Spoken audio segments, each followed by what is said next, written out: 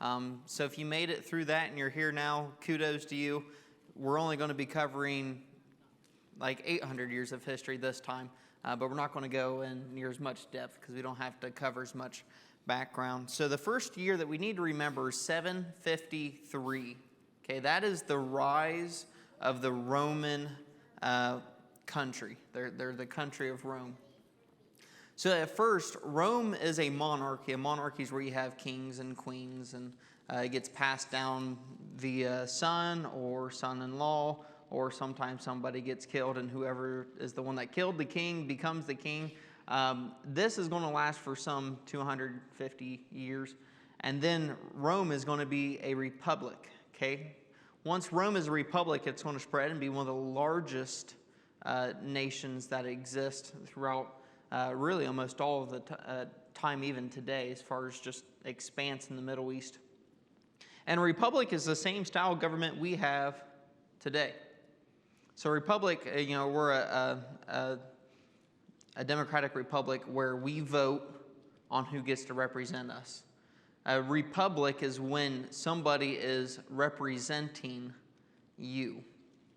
So what they would do is they'd have all these different classes of people, and depending on how you were, whether you're rich or poor, male, female, slave, free, you would have representatives for you, and they would basically plead for you when it came to laws and legislation and things like that. And they actually had the same three branches in their own way that we have today, the legislative, judicial, and executive branch, but they called them by different things. So the Roman government is actually, in a large part, kind of like our government in the sense that we have people that represent us, but we get to vote on who represents us, and they didn't necessarily get to vote, which is why we're a democratic republic, and they were just a republic. And then what's going to eventually happen, and you're going to recognize this name, Julius Caesar. Okay? So what Julius Caesar does is he creates some propaganda. He gets everybody in Rome afraid. Now you had two consuls, and really they're kind of like our president. Okay, we have a president for 4 years at a time. You can serve a max of 2 terms. They had two consuls that served for 1 year at a time. And they kind of balanced each other out. They were supposed to be like yin and yang, or opposites of one another, so that one guy didn't have too much power and do a bunch of dumb things like raise gas prices or get us into wars or anything like that. So you had your checks and balances within every single branch itself. So what Julius Caesar does is he makes everybody in Rome afraid. Now these two consuls could elect an emperor for an allotted time in case of emergency to lead. Now, has anyone in here ever heard the expression, 2 owners kill the dog, or 2 chefs spoil the soup, or anything like that? Or 2 boys is half a boy, when they're working. When you have 2 leaders that have equal power, that usually doesn't accomplish very much. Which is why these consuls address that, and they say, hey, when we're in an emergency situation, we need to act fast, we need to act hard, and 2 people simply can't do this. So what they did is made it so that they can elect one person for that person to be in charge. Julius Caesar makes this huge scheme. He ends up becoming in charge, and he elects himself emperor for life. No emperor had ever done this because they're a republic. Not an empire, but a republic. So he says, I am going to be your emperor for life. And maybe if you've ever heard of the Ides of March, that's when some half of the Senate or so comes and they all stab Julius Caesar to death. And maybe if you remember the Shakespeare play, I believe it's his nephew or his cousin Brutus says, et tu Brute, you too Brutus, you betray me. And in reality, Julius Caesar was being a big jerk, and he got stabbed.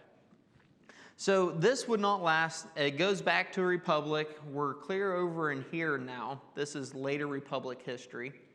And then what's going to happen is you're going to have these empires after empires, emperors after emperors, rising up, trying to get this power, claiming to be it. Some of these guys are going to be in power for years, some of them for months. Some of them don't even make it past a month before they're assassinated. because Rome did not want an empire, they wanted a republic. For some very practical reasons, why might you think it would be better to have a republic rather than an empire? What are some reasons why we wouldn't want to be ruled under an empire or a dictatorship?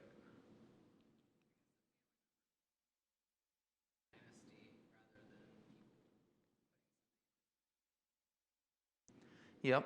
Matter of fact, you look through Great Britain and you look at some of their kings, and there's a lot of inbreeding that actually goes on between the sons and the princes. And if I remember, it's one of the most inbred families in that area, just because royal families would always marry other royal families. If you have a republic, people who are representing you, what do you think that's going to do for your taxes? Do you think they're going to be better or worse than if you have one guy making all the rules? Going to be better. Are your kids going to go in as many needless wars? Probably not. Are there going to be as many laws that don't favor you? Probably not. So in every practical sense, the republic is much better than the empire. Okay, so now who has ever heard of Star Wars? Yeah, right? Kind of a famous thing. So in Star Wars, that whole saga is based off of the fall of Rome as a republic to an empire. You have all these senators, all these counselors, all these guys come together. There's this fake issue, right? You know, in that case, it's the Jedi are becoming too powerful, and then you have the head of the senators who rises up and he becomes emperor. Right? Emperor Palpatine, the first galactic empire. That whole movie is actually based off the fall of Rome from a republic to an empire. It is a historical-based movie. So this Rome officially becomes an empire in the year 27 BC. Okay, 27 BC. So we're real close to biblical, the New Testament times at this point.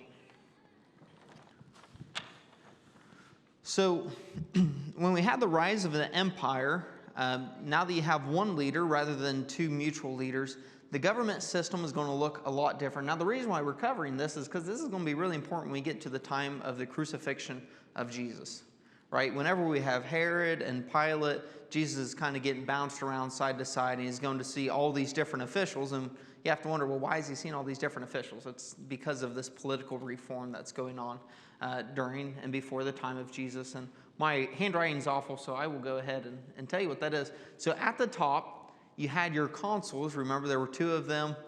That becomes the emperor. He is now the top of that. Then you have the praetors.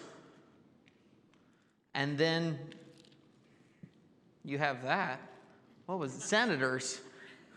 It looks like Snickers from here. You have praetors, you have the senators, you have the equestrians. That's like a high-up Roman official.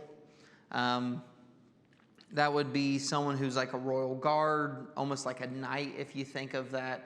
Someone who owns a lot of land, royal military family. And then you have the plebeians, which is like your common man, just your blue-collar worker.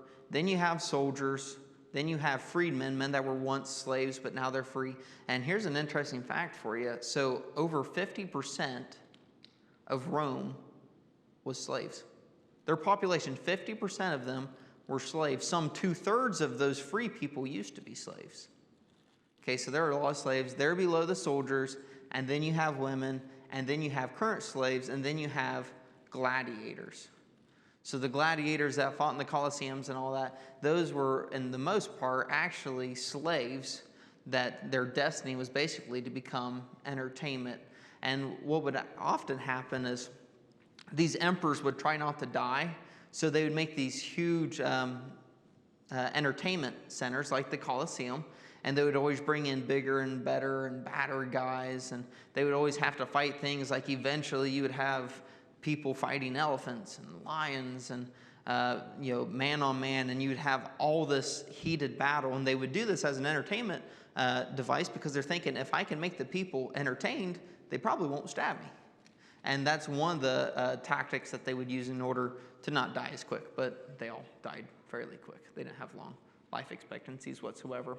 And kind of a funny thing about this too, these gladiators ended up becoming like iconic celebrities, the ones that survived anyways.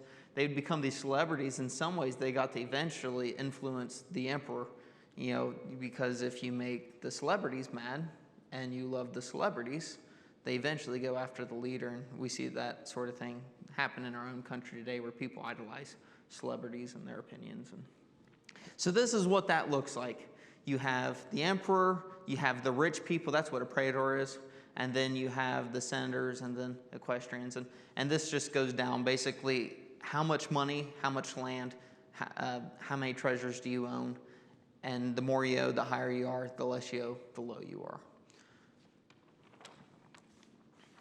So our two emperors that are in the Bible, the first one, who was the official first emperor, he lasts a fairly long time, that is Augustus, okay? Emperor Augustus, or as you might know him in the Bible by Kaiser Augustus. You're going to hear me say Kaiser a lot, so that's the same as Caesar, okay? It's Caesar, but it's technically Kaiser. Now, the reason why I have a hard time saying Caesar is because in Latin class, Miss Behrensmeyer would always yell at you if you said Caesar. It wasn't Little Caesars, it was Little Kaisers. It wasn't Julius Caesar, it was Julius Caesar. That's just a habit she's ingrained me. So you had Augustus Kaiser, Kaiser Augustus, and he is found in Luke chapter 2, verse 1. If you guys want to go ahead, turn there. Luke chapter 2, verse 1. We'll see how these guys are influencing the biblical times. So Luke 2, chapter 1, now in those days a decree went out from Kaiser Augustus that a census be taken of all the inhabited earth. So this is during the time of Jesus, and they have this census being taken. And the reason why they would do the census is for taxes and to figure out how many people are living where, because what Rome was very effective in doing is when you had a large group of people, they would send per capita amount of representatives. So if you had 100 people, you would get one representative. If you had 200 people, you get two representatives. And they never wanted the people to go without representation, but they also never wanted the people to go without enough people watching them and listening to them so that they could manage them. Because Rome's last thing that they ever wanted was uprising, because they spread so quick that they didn't have very deep roots. So they were worried that if one place started to uprise, other places would uprise. And because they didn't have very devout Roman soldiers placed everywhere, that they could completely overthrow the Roman Empire just because how thin they were spread out. So they didn't want this. So Augustus never has a son, well, one that lives long enough. So his daughter eventually marries a guy called Tiberius, Kaiser Tiberius, and he becomes the emperor, the Kaiser of the time. You just turn your Bible one chapter over, Luke chapter 2 to Luke chapter 3. Once again, verse 1. Now in the 15th year of the reign of Tiberius Kaiser, when Pontius Pilate was governor of Judea, and Herod was tetrarch of Galilee, and his brother Philip was tetrarch of the region of Iturea and Trachonitis, and so there's this tetrarch, and we're going to explain that too. So here we have Luke given a very detailed account. Who's the emperor? Who's the Kaiser? Who's the king? And who's the tetrarch? And who is the prefect, which is Pilate. So Tiberius now, we have a dating of John the Baptist's preaching based off Tiberius's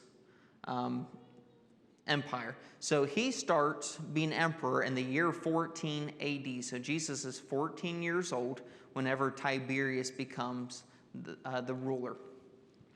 So now in the 15th year of his reign, so what year would John the Baptist be preaching? So he picks up the year 14, year 15, somewhere in there, and the 15th year of his reign. So he's been reigning for 15 years. What year would that be when John the Baptist? 29 and 30 range, right? Somewhere in there. So that's actually how we get the date of when Jesus would have died. Because we know that he attended 3 different Passover meals. And we know that he began his ministry 15 years into Tiberius Kaiser's empire, which means that he began his 3-year ministry right around 29 to 30. Okay? So that's how we know when Jesus would have died based off of this guy's number. So he isn't overly important right now because this is really the only time that we see either of these different emperors even mentioned in the Bible. Why is it that we don't see all the political leaders mentioned in the Bible? Or maybe they're mentioned, but why are they not mentioned very often? They're not important. What is the Bible about? Is it a book about politics, or is it a book about something greater?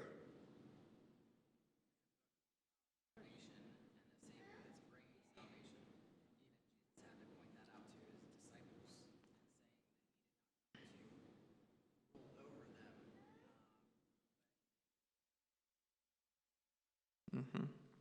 So Larry said, or made mention of how Jesus even had to point out to the disciples that Jesus didn't come to make a nation on the world anyway, but rather he came to bring salvation. So the reason why Tiberius and Augustus and these guys aren't necessarily mentioned over and over and over again, though we have mention of them, is because they're not important to salvation. Okay? Politics were below Jesus, and I think that's a good way for most of us to live, to not make politics the very expression of who we are as Christians, because they weren't the very expression of Jesus Christ. And now another thing that's really important there that Larry mentioned, and we're going to get to in this, the disciples thought that Jesus was coming to make a nation, right? Remember, in the 400 years, basically what we learned is that even though they're called the 400 years of silence, it really wasn't very silent. People were getting thrown all over. People are becoming slaves. People are getting freed. People are having to worship false gods. People are having to be Hellenized. People are having to fight. There's civil wars. There's all this stuff, right? It is not a calm 400 years by any stretch of the imagination. So now that they're in Rome, their final captivity, these people are thinking, we know that the prophecy of Daniel, right, that there's going to be the statue with many armors. We know we're in the last armor, and we know that the Messiah is told to come during this last armor. So we know that the Messiah, the Christ, is going to come during this Roman captivity. So they thought that he was going to, in fact, come and deliver them. But they thought the way that Jesus was going to deliver them wasn't necessarily from their sin or from their separation from God, but rather deliver them into a nation like they once were, out of the hands of any ruler and into the hands of their own freedom. So that's one of the reasons why they thought that Jesus was going to come and free them, because they've been slaves this whole time. God promises to free them, but they didn't understand how God promised to free them or what God would free them from. So here's our 2 emperors, and Tiberius is going to be important once we go on. Augustus is now dead. So Jesus lived under the reign of King Herod, who actually isn't a king at all. One, he's the wrong tribe, and he tries to alleviate this by marrying a woman who would be of the tribe of David, and it never works. So what he ends up doing is he basically says, okay, if you're not going to follow me by your free will, I'm going to be your oppressor. And this is Herod the Great. Okay, so you might remember him. He is the ruler of Judea, the whole southern kingdom. He eventually created the Tetrarch, which we'll talk about here in a minute. He ordered the death of the firstborn. That's why Jesus and his parents had to go to Egypt. And his job was to rule in favor of Rome.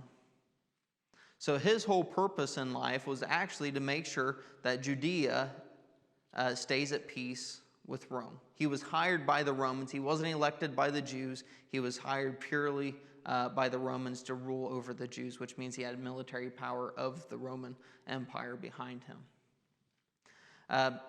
There's actually a group of people we're going to be talking about later on in this study called the Herodians, and you might remember them.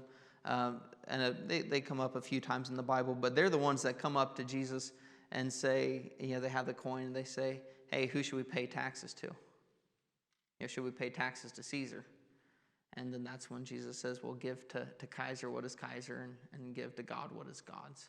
But the Herodians actually thought that Herod was the Messiah in a sense, and that Herod was going to build them into this great nation, that he was, in fact, the promised one that the Bible had made mention of. And so they are a religious political group after Herod the Great. However, he dies, interestingly enough, between like 4 and 6 BC.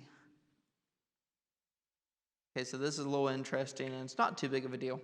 But let's first off start by saying this. Are the timelines of Jesus inspired?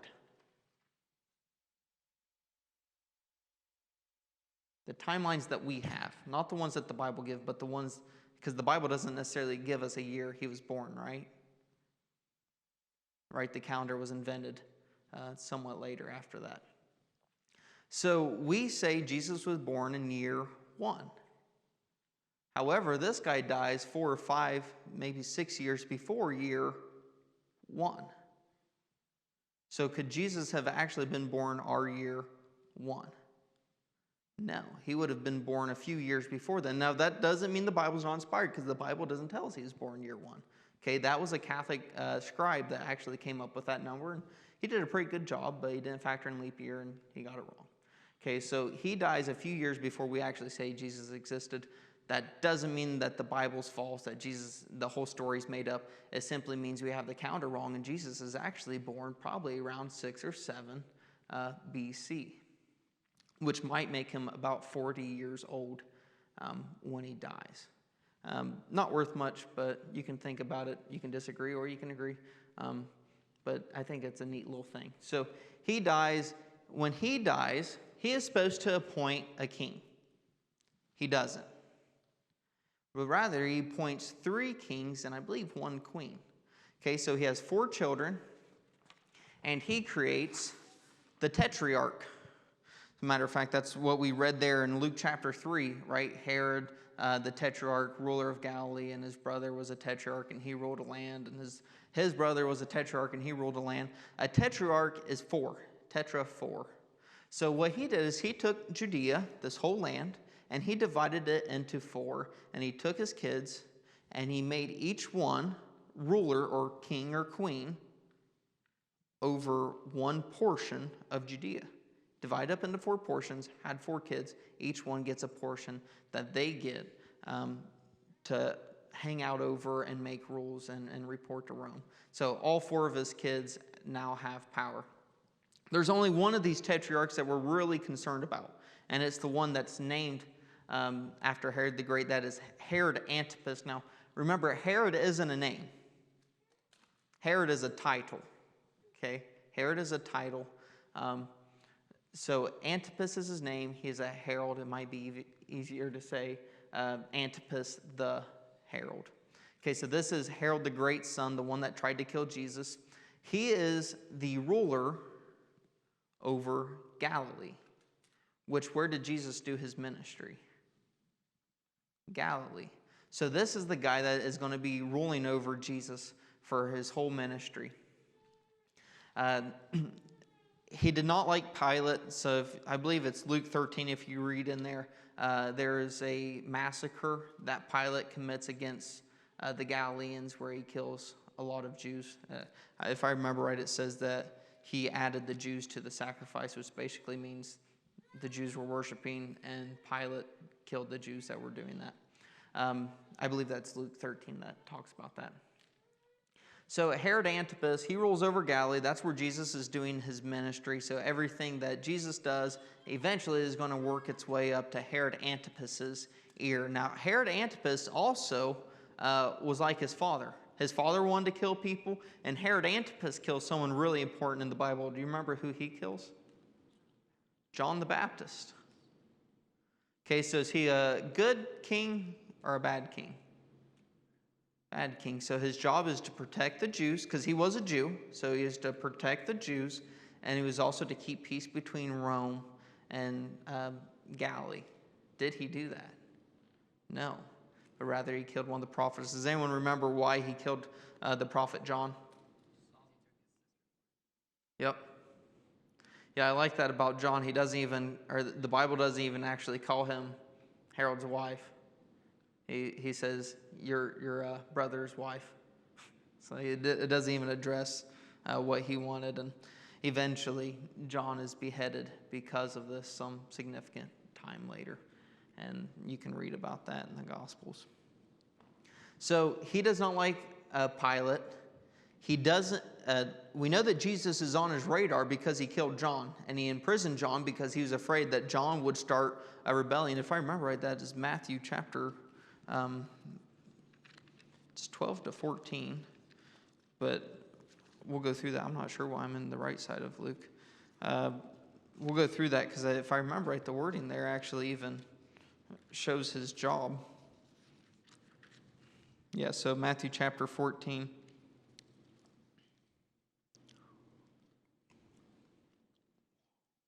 Okay, so Matthew 14, verse 5, and although Herod wanted to put him to death, speaking of John the Baptist, he feared the crowd because they regarded John as a prophet.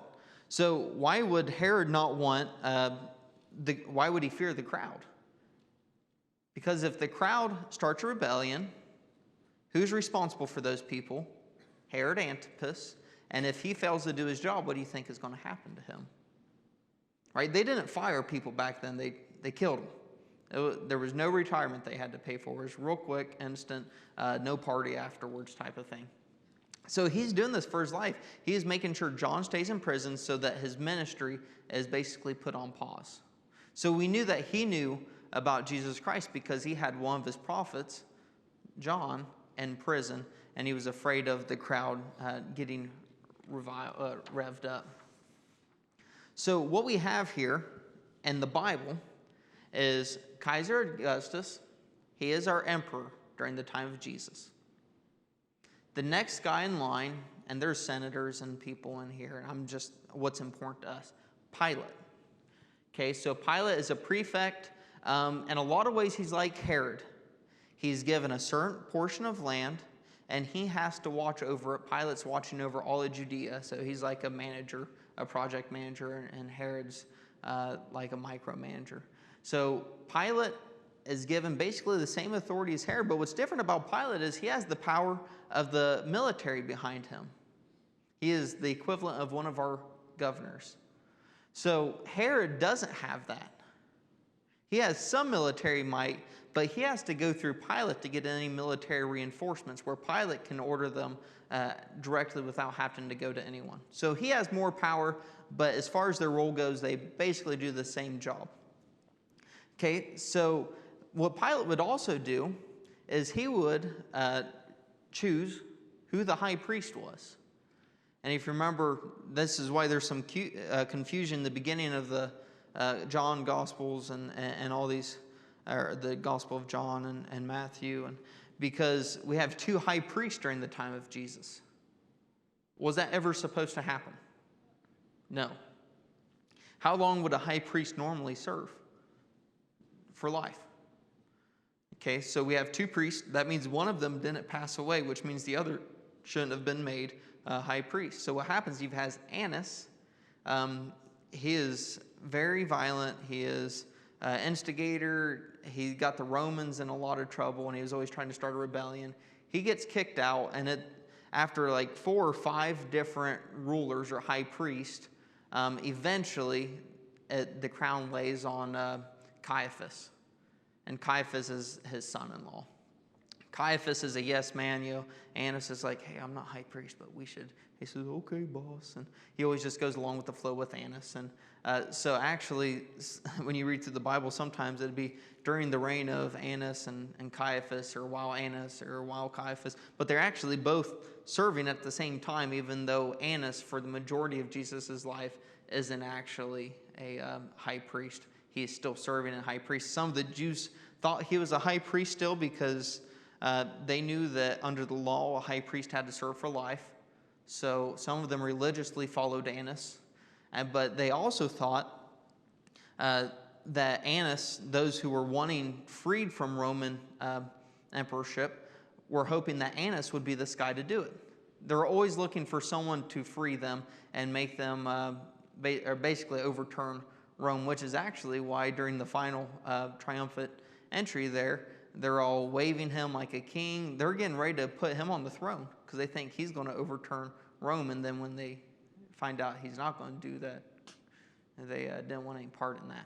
So they're always looking for someone to overturn Rome. And some of those guys thought that Annas, the high priest, the more violent of the two, was the guy. So Caiaphas was never really taken seriously. And because we have time, I have another interesting fact. Caiaphas, during the War of Antiquities, that's the Jews versus the Romans, this is the year 70 AD. The temple would be destroyed during this time, and a few other things would go on. But Caiaphas would actually be assassinated by some Essenes. We talked about those guys last week. Those are the guys that actually kept all of the manuscripts, and they put them in the clay pots, and that's where we got the Dead Sea Scrolls from.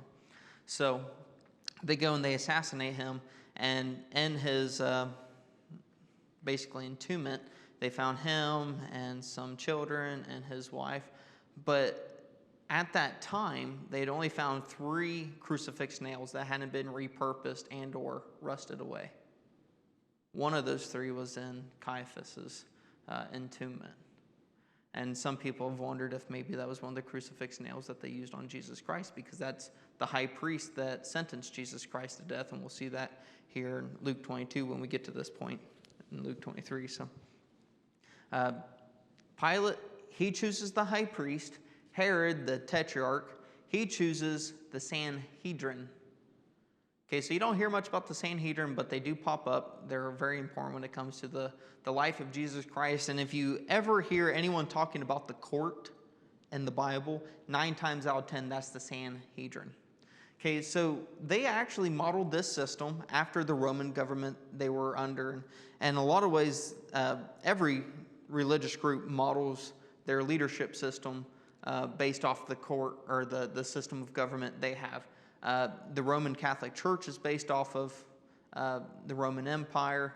Even a lot of the contemporary churches of America are based after our government. And you say, well, that doesn't necessarily make sense. But they do. We have all 3 branches. We have the executive branch, the preacher. We have the judicial branch, and this is a joke, so I'm warning you, if you're not in a funny mood, don't listen. We have the judicial branch, that's the elders, and then we have the legislative branch, the elders' wives. So we have all 3 of our branches based off, I see Brenda over there. I see Rachel giving me dead eyes, and I see Brenda laughing.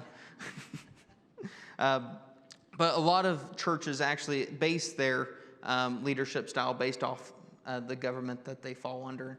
And these guys do the same. The Sanhedrin was a court with 72 Jews that would judge legislation and whether or not someone was guilty or innocent. Well, where'd they get that? They got it from the Senate, which was based off 100 senators that would judge whether someone was guilty or innocent. So they modeled the same sort of thing, and the high priest was their ruler, and you can go on and on and on. And so the Sanhedrin, 72 different judges, they're Romans. Okay, for the most part, they're Pharisees and Sadducees. This fluctuates over time. So Herod the Great hated the Sadducees. And actually, as soon as Herod the Great becomes king, what he does, and this isn't Herod Antipas, this isn't the guy that's a 1/4 leader. He's not the guy that's ruling during Jesus. He's just the guy that makes the proclamation to kill Jesus in the very beginning, and that's all we see of him. But Herod the Great, this guy's father, actually goes to the Sanhedrin as soon as he's elected, and he kills 45 Sadducees. In cold blood, he kills 45 Sadducees because he thought the Sanhedrin needed to be, the judges needed to be built out of people who take into account all of God's word. So in one sense, it's kind of righteous. In the other sense, he still murdered 45 people, so not really. But take that however that is. So the Sanhedrin fluctuates. There's times where it's mostly Sadducees, times where it's mostly Pharisees. There's times where there's Essenes and Zealots and Herodians, and there's also times where it's all one or all the other. During the time of Jesus, we really don't know too much who's in there. But what we do know is that Paul hung out with the Sanhedrin quite a bit, and he did a lot of their dirty work. And do you remember what Paul was, what his affiliation was?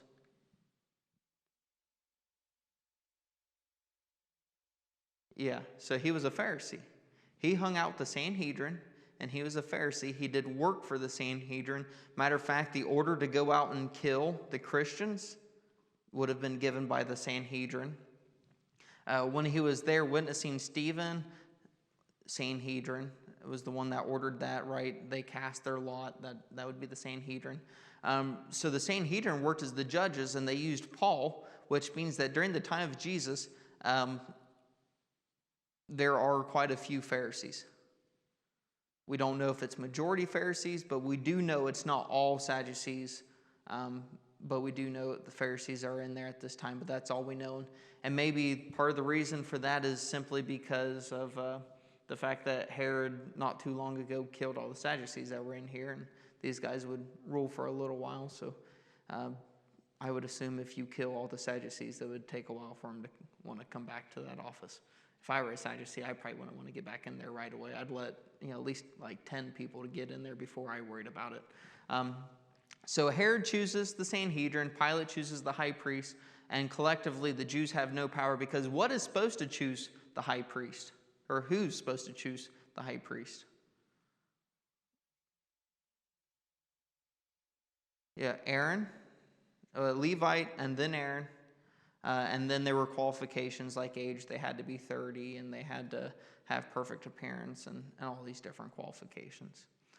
So the Bible would choose the high priest normally. Who would choose or what were the characteristics of a king? What tribe did a king have to be from? Or a line? Tribe of Judah, line of David. So where normally these guys, in order to have pure religion, would have the Bible decide who was serving in these roles, now it's all being orchestrated by Pilate. And the Herods are being put in place by Kaiser.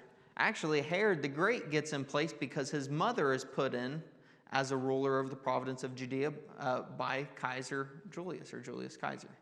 Okay? So we have these pagan people who are actually choosing who runs the religious system for the Jews during this time. Does that sound like a good idea or a bad idea? Bad idea. Imagine if leadership here had no control over who led here, but rather there was a group of atheists in Texas that told us who got to preach in Millwood. Would that go good or not so good? Probably not so good, right? And that's one of the issues with denominations is a lot of them don't get a say in who gets to lead or teach or do anything like that. They have to listen to a higher authority, and that's why I'm thankful that we're not in a denomination. So you have all these pagans who are actually choosing who rules the Jews during the time of Jesus. So now if you turn your Bible to Luke chapter 23, and we're actually going to read the last chapter of Luke 22 if your Bible divides there. So Luke 22, verse 66.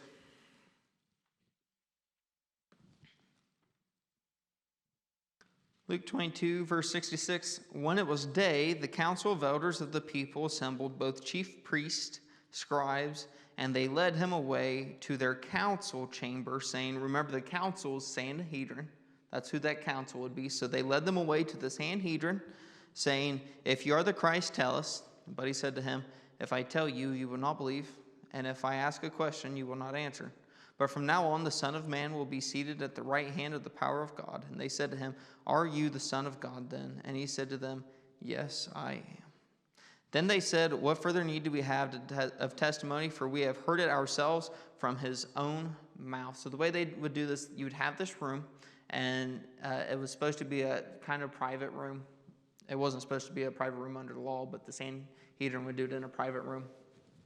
And you'd have these 72 judges, and they would line up, and they would all cast lots on whether or not someone was guilty or innocent. And you'd have like a main accuser or a few accusers. They would go and they'd say, hey, this person has done X, Y, Z, and they'd give a defense. And if they were guilty, they would cast their lot. And if they weren't, they wouldn't cast. And then they would count basically how many of these rocks they would throw into the center. And if there were a majority of rocks, that person's gone. So he asks this rhetorical question, what further do we need to have any testimony? So he's basically acting as a lawyer. Whoever this representative is and the Sanhedrin is acting as a lawyer, and these other judges in here are now casting their lots towards Jesus. And then we get to chapter 23. Then the whole body of them got up and brought him before Pilate. And they began to accuse him, saying, "We found this man misleading our nation and forbidding to pay taxes to Kaiser, and saying that he himself is Christ, a king." Okay, so they bring him to Pilate. Herod is the ruler over Galilee. But they didn't bring him to Herod. Why would they not bring him to Herod? Because Jesus is in Jerusalem. And Jerusalem isn't a part of Galilee. So they bring him to Pilate because Pilate is over all of Judea, but he resides in the capital of Judea, Jerusalem. So they bring him up here to Pilate, and they say, "We found this man misleading our nation and forbidding to pay taxes." Well, first off, one of those things is, both those things are outright wrong. How is Jesus not misleading our nation? Or their nation?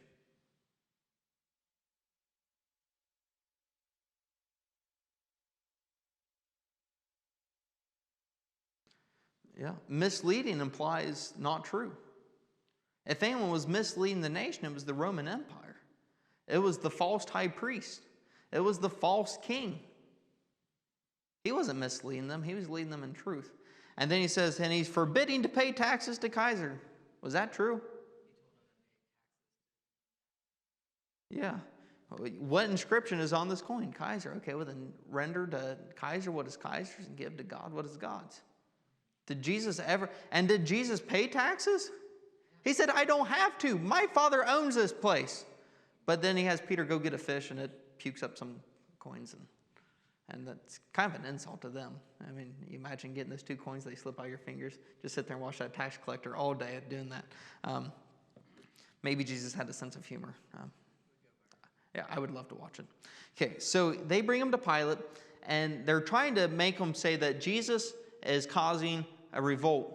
Now, why would Pilate not want a revolt to happen in the area where he's responsible for? What do you think happens to Pilate if a revolt rises up? Right? That's a common theme in this. Pilate doesn't want to die. So he asks some questions. So Pilate asked him, saying, "Are you the king of the Jews?" And he answered, he said to them, "It is as you say." And then Pilate said to the chief priests and the crowds, "I find no guilt in this man." But they kept on insisting, saying, "He stirs up the people, teaching all of Judea, starting from Galilee, even as far as this place." So he says, "Are you the king of the Jews?" Jesus says, "Yes." Pilate doesn't care. Why? Because he doesn't like Herod. And we're going to see this in a little bit. These guys are actually enemies. So Pilate hates Herod. He's not really a king. He's a tetrarch, but he goes by king. It's just kind of a pride thing. I mean, it'd be like being king of Danville. Say, "Ooh, yeah, you're really on top now. You know, run for president next." Galilee's not a big area, so him calling himself a king on it's not very important. Matter of fact, kind of reminds me, one time I was driving from Indiana and I had my friend Marlon with me, and we drive past this trailer park where there couldn't have been more than 10 trailers. Do you know what the name of that township was? Big City, Ohio. No gas station, no light, no stop sign, no church, a yard shed for their township building, and 10 trailer parks, and you just got to Big City, Ohio. That's what puts me in mind of Herod here. He's the mayor of Big City, Ohio. He's got Galilee, a very poor province, and he's hardly a king. He's not a king whatsoever. So I wonder, with Pilate and Herod not liking each other, if when Pilate says, "Are you a king?" and he says, "Yes, I am," I find no guilt in this man. I wonder if that's a stab on Herod because he doesn't like Herod, and Herod calls himself the king, and he's like, "Yeah, you're more of a king than him." But there's a really important detail here. He says he stirs up the people, teaching all over Judea, right? His providence, Pilate's providence. And he started from Galilee even as far as this place. Bingo. Pilate has an idea. When Pilate heard it, he asked whether the man was a Galilean. Why would that be important? If you're on trial for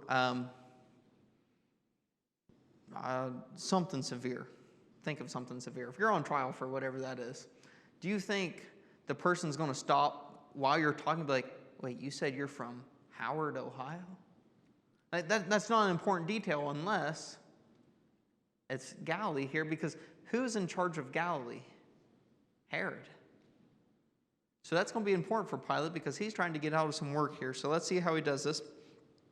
When Pilate heard it, he asked whether the man was a Galilean, and when he heard that he belonged to Herod's jurisdiction, he sent him to Herod, who himself was also in Jerusalem at the time. So Herod must be in a meeting or something at Jerusalem, the capital. So he says, wait, you're telling me I don't have to deal with this? He's not part of my jurisdiction?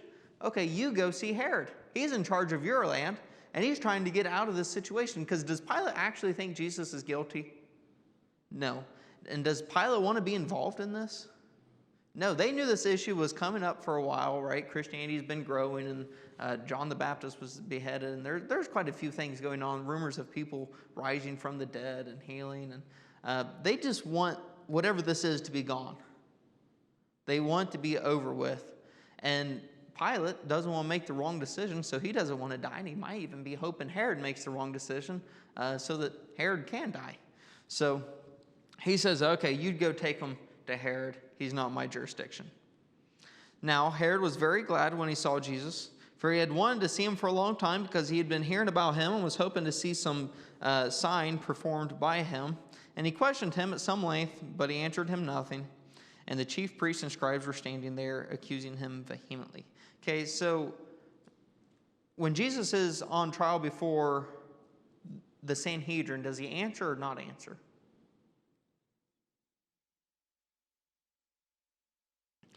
Okay. Yep, look at verse 70. And they all said, you are the Son of God then. And he said to them, yes, I am. What did he answer to Pilate? It is as you say. He gets to Herod, and does he respond? No. Now, I personally have no clue why that is. But why do you guys think that he answers the Sanhedrin and he answers Pilate, but when he gets to Herod, he says nothing? Can you guys think of any reasons why he might not respond to Herod?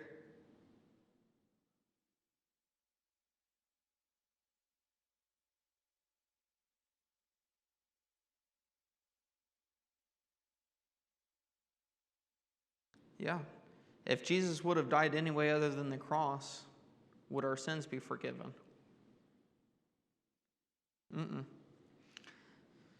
Any other reasons or any other ideas why he might not respond to Herod like he responded to anyone else?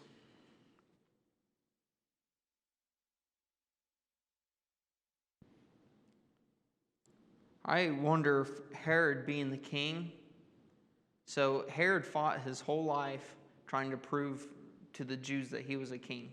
He tried it through several wives. He tried it through decrees. He tried it through persecution. And nothing that he ever did made people really recognize him as a true king. I wonder if maybe when he asked Jesus, if when he said nothing, if that said more than if he would have answered. You know, sometimes the silence does speak louder than words. So maybe him not responding is him basically saying, you know if I'm a king or not. And Herod wants him because he hears about all these miracles, and it's possible that Herod is wanting more or less a puppet that can perform miracles for him or do whatever that is. So Jesus has nothing to do with Herod here, and that's to his wisdom. So the chief priests and scribes were standing there accusing him vehemently, and Herod with his soldiers, after treating him with contempt and mocking him, dressed him in a gorgeous robe and sent him back to Pilate. Now Herod and Pilate became friends with one another that very day, for before they'd been enemies with each other. That's another thing that I don't necessarily understand. There was something about the trial of Jesus Christ that brought two enemies together. I've heard several theories. One is that they were so focused on killing a common enemy that they became friends in the process. Some people say it's because neither one actually wanted to kill the other person, but they both were recognizing that they're trying to preserve Jesus' life. Matter of fact, we have two historical accounts not for Herod, but that Pilate converted to Christianity after the death of Jesus. 2 historical accounts that say Pilate became a Christian. So maybe there's some validity there. But whatever it is, these guys were once enemies, and now they're friends. So we have Jesus going before the Sanhedrin, right? The high priest is there. He takes them to Pilate because they're in Jerusalem.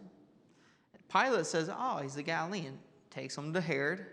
Herod can't get a response out of Jesus, so he sends them back to Pilate, and that's where we're at, verse 13. Pilate summoned the chief priests and the rulers of the people and said to them, you brought this man to me as one who incites the people to rebellion. And behold, having examined him before you, I found no guilt in this man regarding the charges which you make against him. No, nor has Herod, for he sent him back to us. And behold, nothing deserving of death has been done by him. Therefore, I will punish him and release him. Now he was obligated to release to them at the feast one prisoner. But they all cried out together, saying, away with this man, and release for us Barabbas. And he was thrown away into prison for insurrection made in the city and for murder. Okay, so this guy's done 2 things that they trade Jesus out: insurrection and murder. The very thing that these 2 guys are trying to prevent, right? Because what happens if a rebellion starts in Galilee? What happens if a rebellion starts in Judea? And they release a guy worthy of insurrection, or that committed insurrection. Now that doesn't make sense, right? That is counter common sense. But maybe Pilate thought, this guy is so crazy. He's killed him. I don't like him. They don't like him. That they'll choose Jesus and they'll just tune him out and put up with him. And they don't. They say, release for us Barabbas. So you can see that there's a lot of people here who are hating Jesus Christ. Actions are simple. Motivations are usually pretty complicated. So the action of denying Jesus is pretty simple, but maybe the reasoning for it is a little more complicated than we give. Remember, these are people who for 2,000 years or so have been waiting to become a nation. They thought they had hope, and here this guy is, and he's not willing to overthrow Rome. There's a lot of hatred and stuff they have towards him, so I don't know why they would have done that, but you can, and it's also clear that Satan's working in this whole process here. Larry, do you have something?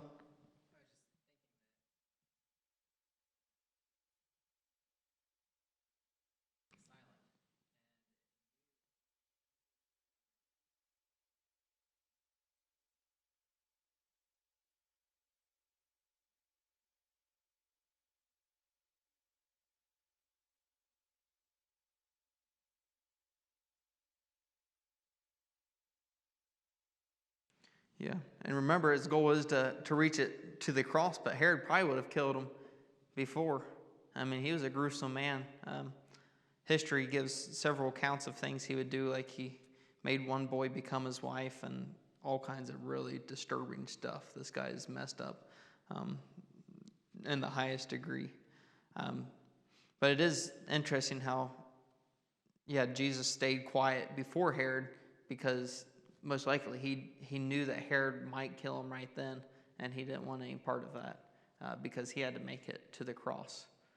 So he could have been gleaning from the scriptures there, knowing that if I speak up, he's going to kill me, so I don't want to speak up now. I want to speak up to the people that can kill me in the right way, if you will. Okay, so verse 20, Pilate, wanting to release Jesus, addressed them again, but they kept calling out, saying, crucify, crucify him. And when he said to them the 3rd time, why has this, or what evil has this man done? I have found in him no guilt, demanding death. Therefore I will punish him and release him. But they were insistent with loud voices, asking that he be crucified, and their voices began to prevail. When it says that, I get the feeling that it's not everybody all at once saying, crucify, crucify. I imagine the voice of the Sanhedrin, then the scribes. And then before long, you have a few people join in. And then you have a larger group and a larger group. And eventually you have the majority that is such an overwhelming shout to you that he can't pretend like he didn't hear it or it wasn't the majority. So now he is obligated to do something with Jesus. And Pilate pronounced the sentence that their demands be granted and released the man that they were asking for, whom had been thrown into prison for insurrection and murder, but he delivered Jesus to their will. So this is when Pilate washes his hands. He says, I can't do anything about this. And he gives the Jews over. Sanhedrin, the scribes, the high priest. You remember Caiaphas is there at the time of the crucifixion, and they're all watching Jesus hang because they acted not only as the judge, but they also acted as the executioners. So here in this order, these guys both have duties, okay? And their duty is basically solve everything and make sure it doesn't get to Augustus Kaiser. Because if it gets to them, they're dead. So they don't want this to become a big thing. So in every way possible, they try to manage it. And the way they do it is by delivering it to the person with the most or least authority. The least.